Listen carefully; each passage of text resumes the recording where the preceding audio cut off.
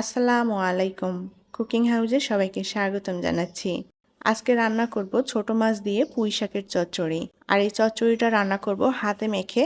হাতে মাখা চচ্চড়িটার স্বাদ অনেক বেশি ভালো আসে আর খেতে অনেক মজার হয়। এই পুঁই শাকের চচ্চড়িটা সাদা গরম ভাত দিয়ে খেতে দারুণ লাগে।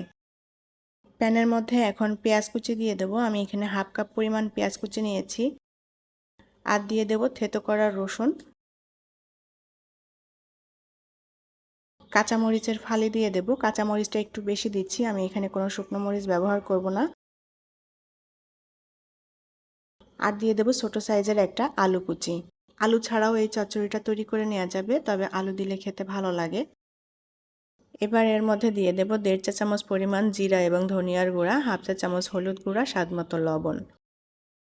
আর দিয়ে দেব তেল। সরিষার তেল দিয়েও এই রান্নাটা করে নেওয়া যাবে। চচ্চড়িটা হাতে মেখে রান্না করলে এই চচ্চড়ির স্বাদটা বেশি আসে। এটা কষিয়েও রান্না করা যায়। আলু পেঁয়াজ ভালোভাবে চটকে মেখে নিয়েছি। এখন এর মধ্যে দিয়ে দেবো আগে থেকে কেটে রাখা পুঁই শাক। আমি পুঁই শাকের যে নরম ডাঁটাগুলো, সেই ডাঁটাগুলো চিকন কুচি করে কেটে নিয়েছি। এখন পুঁই শাকটা ভালোভাবে আমি চটকে মেখে নেব। ছোট মাছ দিয়ে হাতে মেখে এই পুঁই শাকের চচ্চড়িটা খুবই মজার একটা খাবার। যারা পুঁই শাক খেতে পছন্দ করেন তাদের কাছে ভীষণই ভালো লাগবে।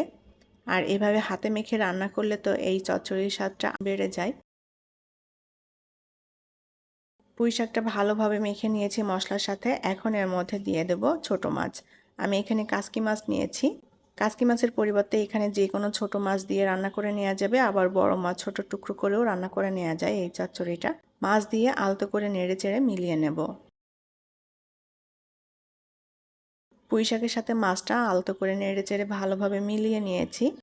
এখন এর মধ্যে পরিমাণ মতো করে পানি দিয়ে দেব। চচ্চড়িতে পানিটা খুব বেশি দেওয়া যাবে না, তরকারি সমান সমান দিয়ে দিয়েছি। এবার ঢাকনা দিয়ে ঢেকে আমি চচ্চড়িটা রান্না করে নেব। 5 মিনিট মতো ঢাকনা দিয়ে ঢেকে আমি চচ্চড়িটা রান্না করে নিয়েছি। ঢাকনাটা তুলে নিলাম, এখন আর ঢাকনা দেব না। চচ্চড়িতে যে পানিটা আছে এই পানিটা আমি একেবারে টানিয়ে নেব।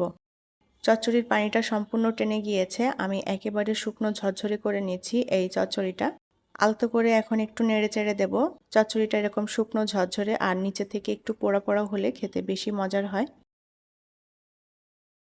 চচ্চড়িটা আমি একেবারে শুকনো ঝরঝরে করে নিয়েছি। একটু তেলও ছাড়তে শুরু করেছে। কেউ যদি একটু ভেজা ভেজা ঝোল রাখতে চান সেটা রাখতে পারেন, যার যার পছন্দ মতো। তো আমার চচ্চড়িটা পুরোপুরি রান্না কমপ্লিট। এখন এটা নামিয়ে পরিবেশন করব। সাদা গরম ভাত দিয়ে পুঁই শাকের এই চচ্চড়িটা খেতে দারুণ লাগে। আশা করছি রেসিপি ভালো লেগেছে। পরবর্তী রেসিপি দেখার আমন্ত্রণ জানিয়ে বিদায় নিচ্ছি। আল্লাহ হাফেজ।